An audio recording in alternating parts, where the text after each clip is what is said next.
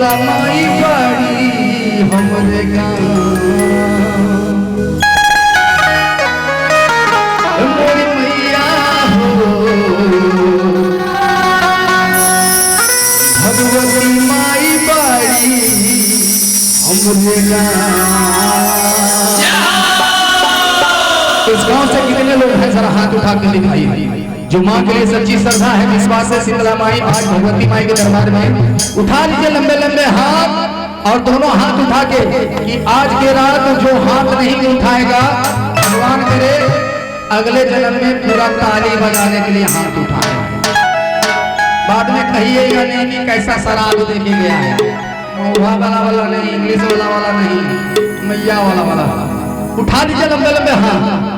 माता रानी जिंदगी हमारी माएँ बहनें आई हैं वो भी उठा ले और दोनों हाथ से तारीख से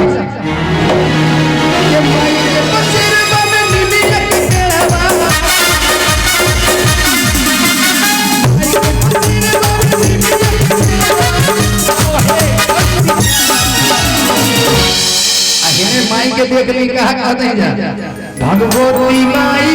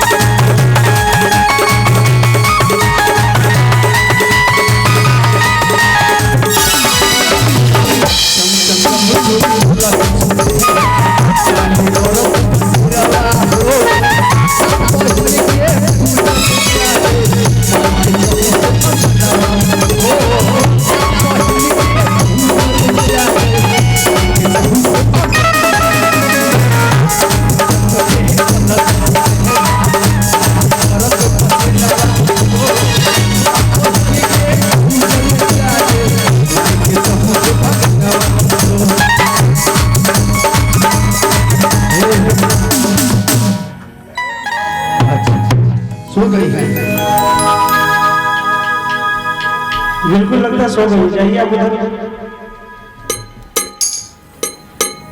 नींद किनको आ रहा नींद का मैं हूं डावर ही भोली जिसने खाया पूरा रात भर पछताया। सोचिए पछताना नहीं है तो मां के दरबार में खड़े एकदम जोरदार दोनों हाथ उठा के जरा लंबा लंबा हाथ उठा लीजिए। नहीं उठाइएगा तो लगता है कुछ बोलना पड़ जाएगा। उठाइए नहीं तो बोल देंगे फिर कहिएगा बाद में पगड़ी बना उठा लीजिए नहीं तो लंबे लंबे हाथ सबके आसमान के तरफ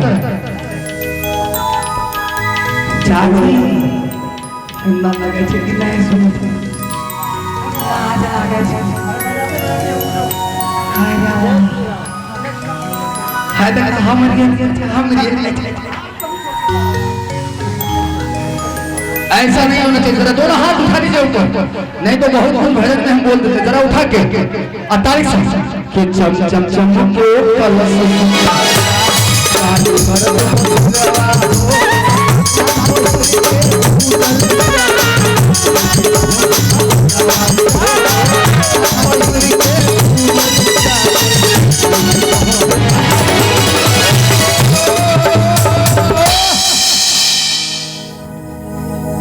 एक मतलब ये बोल दिया खाली हाथ उठाइए।